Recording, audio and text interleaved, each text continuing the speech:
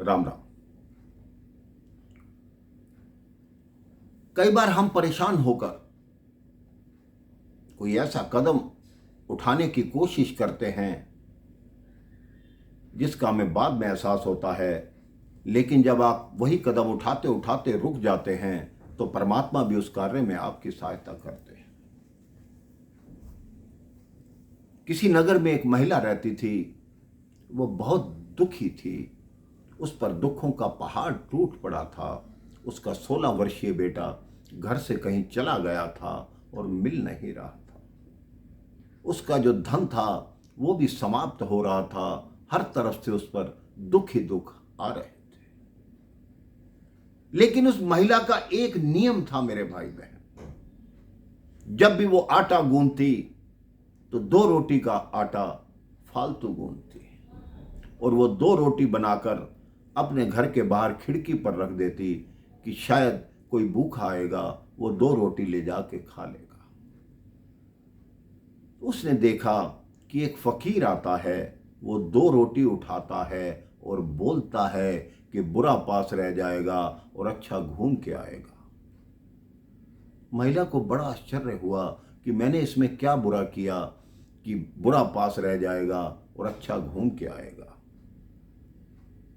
उसने कई दिनों तक देखा मेरे भाई बहन, वही फकीर आता, उसकी रोटी उठाता और यही बोल के जाता कि बुरा पास रह जाएगा और अच्छा घूम के आएगा। इस बात को कई महीने हो गए, वर्ष बीतने लगे।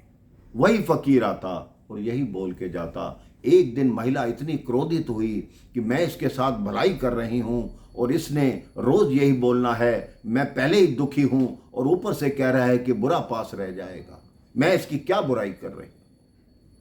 उसने कहा मैं आज इसको जीवित ही नहीं छोड़ूंगी। उस महिला ने कहा जो मैं आज इसके लिए रोटी बनाऊंगी उसमें विष मिला दूंगी, ये खाए और मर जाए। महिला ने वैसा ही किया।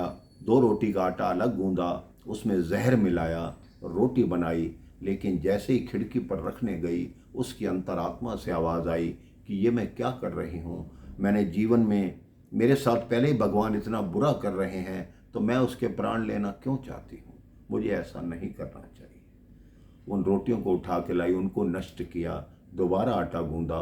2 रोटी सबसे पहले बाहर जाके खिड़की पर रखी। आंखों में पश्चाताप के आंसू थे।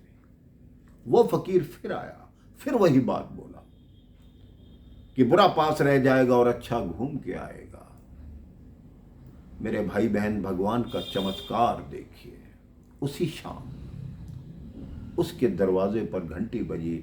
जो 2 वर्ष से उसका बेटा खोया हुआ था वो सामने खड़ा था। उसने बेटे से पूछा कि बेटा तुम इतना समय कहाँ रहे। कहता है मुझे कुछ ज्ञात नहीं, मुझे सिर में चोट लग गई थी, मुझे समझ ही नहीं आ रहा था कि मैं क्या हूँ, मैं सब कुछ भूल चुका था। मैं कई नगरों में, कई देशों में घूमता हुआ रात्रि को एक सड़क से आ रहा था। वहाँ ठंड बहुत थी, भीड़ थी, तो मेरे को पता नहीं लगा। भूख के मारे मैं वहाँ बेहोश होके गिर गया। पता नहीं कहाँ से एक फकीर आया, उसने मुझे 2 रोटी दी, वही रोटी मैंने खाई और यहाँ लौट आया। उसकी माँ ने पूछा उस फकीर का हुलिया कैसा था। उसने कहा हुलिया तो सब फकीरों जैसा था, लेकिन वो एक बात बोल रहा था कि बुरा पास रह जाएगा और अच्छा घूम के आएगा। उसकी माँ ने अपने बेटे को छाती से लगाया और झरझर आंसू बहने लगे। कहते अगर आज मैं जहर वाली रोटी उस फकीर को दे देती तो वही रोटी मेरे बेटे को मिलती। इसलिए मेरी अंतरात्मा ने जो कहा मैंने उसे माना और मैंने लाख बार मन में सोचा कि मैंने गलत किया। मैंने सोचा भी क्यों कि फकीर को जहर दूं। इसलिए मेरे भाई बहन, ये कथा छोटी सी है लेकिन हमें ये समझाती है कि कभी भी किसी का अच्छा नहीं कर सकते मत कीजिए, लेकिन बुरा मत कीजिए। किसी का आदर सत्कार नहीं कर सकते मत कीजिए, लेकिन निरादर मत कीजिए। आपके द्वार पर कोई मांगने आता है, आप नहीं देना चाहे मत दीजिए, लेकिन उसको दुत्कारिए मत, उसको प्यार से हाथ जोड़कर विदा कर दीजिए।